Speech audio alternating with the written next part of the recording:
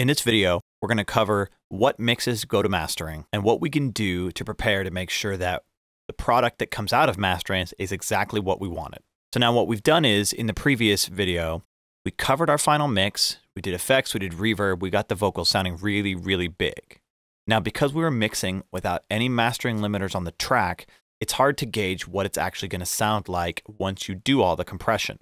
A lot of times, I like to put a mastering limiter on the mix bus, and I like to hear what it sounds like while I'm mixing. Then I can use the faders, and I can push into the threshold of the brick wall limiter and actually apply some of that compression on the fly to my vocals. It gives you a really great idea of what's going to sound like at the end. But because of this tutorial, I want you to do it in series. Okay, so now we don't have any reference for what it's going to sound like after the brick wall limiting is applied. So here's what we can do.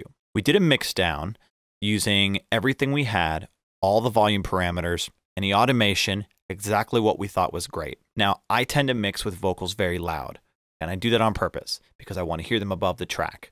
But what you're going to find is the louder the vocals are, the less dynamic the track sounds, the less involved it sounds. So what we want to do is we want to have a balance between the vocals and the track where they sit just at that perfect place where the track is still exciting, it still comes up and envelops around the vocals, and still merges them into one really, really great piece. So what we want to do is we want to deliver 3 mixes to our mastering engineer. So I've already done the mix downs, and what you've got is this one on the top, which is our original, unadulterated, exactly as we mixed it, volume vocals. We did separate left and right files. Then what I did is I did a vocal down by 1.5 decibels, and then I did one at vocals down 3 dB. Very typical mix to give to a record label is you'll have your mix, and then you'll have vocals up 3 dB. I do it opposite because I tend to mix vocals very hot because of this reason. So often I'm actually asked by record labels, hey, come back, give me one with the vocal up. I started just mixing with the vocals up, and then I deliver one with the vocals down. Now, we may find that 1.5 decibels is actually the perfect spot once our mastering is applied. So follow along, and here's the very quick and easy steps how to get this for you. Okay? What you want to do is you want to click and select all of your vocal tracks that we're going to move up or down. Then I'm going to bring in a VCA fader, basic VCA, and set the group to vocals.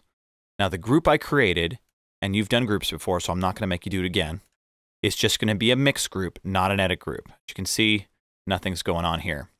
Now what you want to do is, very simply, we're going to switch over to the mix window. You're going to grab this fader, and I'm going to bring it down by 1.5 dB. This way, this is the same as doing a trim on all of these instead of actually having to rewrite automation. Because what we did in the track is we actually have block automation for volume levels for each one of these faders. They go up and down. So I can't just pull the fader up and down, and I want them to stay as we mix them relative to each other. This is the best way to do it. Another great way to do it would be to go use the trim plugin and then trim everything by 1.5 decibels and put it across all the vocals that need it. That way, your automation would be after this negative 1.5 dB. Also, the great thing about this is you could just turn them off when you don't need them anymore. Then, what I want you to do is do a mix down just like that. Then we're going to bring it down by another 1.5 dB, down to negative 3 dB. And if you need to use the trim all of those, do a new bounce, and then there we have it. We've got one with our vocals at regular, one with our vocals at negative 1.5, and one with our vocals at negative 3. Now, you might be tempted to use an auxiliary stereo bus, run all of these through that bus, bring that fader down. Now, the problem with this is you're going to actually find, since we're using a submaster, this is going to cause some really funky latency, and things aren't going to be exactly as you want. Also, we worked really, really hard getting our stereo field to sound really good. I'd hate to put it through an aux bus and have it affect that at all. So this is a very clean way to adjust volume automation without actually messing with the mix or the sound that we have. Once this is done, you can close this session off, save it, and we have completed our mix phase. In the next video, we're going to do some mastering. Stay tuned.